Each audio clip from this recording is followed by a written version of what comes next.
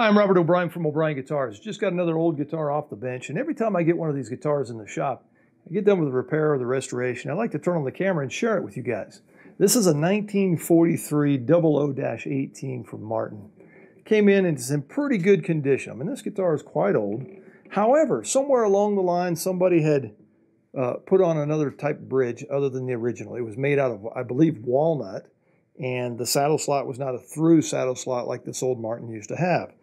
The original would have been Brazilian rosewood, and so I spent some time making a new Brazilian rosewood bridge for it and have a through saddle to match the original specs, also some rosewood pins.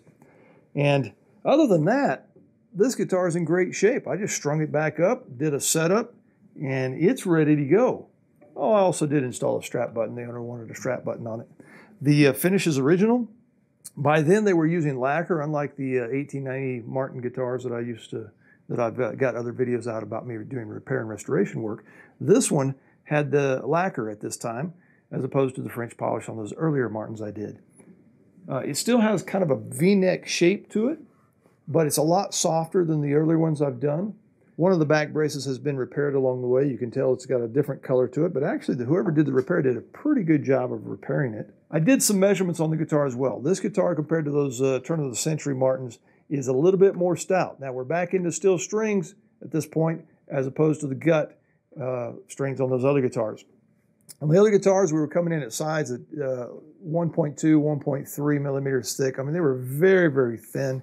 Back was around 2-ish. Top was around 2-ish, sometimes under that in some areas. This one's a little bit more stout. Now they've gone to steel strings. So on the back of this one, I was pretty surprised. It's mahogany, but the back is a 2.5 to 3 in some areas.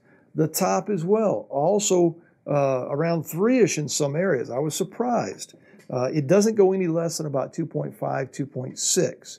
And the X-brace on the inside, this also surprised me. The X-brace on the inside is just as small and just as thinly scalloped as those early 1890 Martins. So the only difference I can tell that they've done here is beefed up the thickness of the material as opposed to the scalloping and the size of the braces. Even though the measurements and the thicknesses of the back and sides and the top are a little more stout than the earlier Martins that I've done, it's still got a great sound to it. It's very open, very light. The jazz comping guys would probably like it.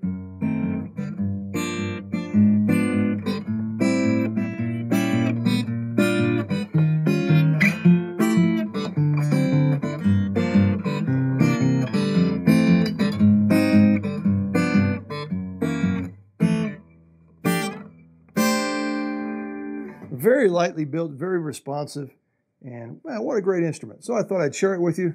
Happy building, guys.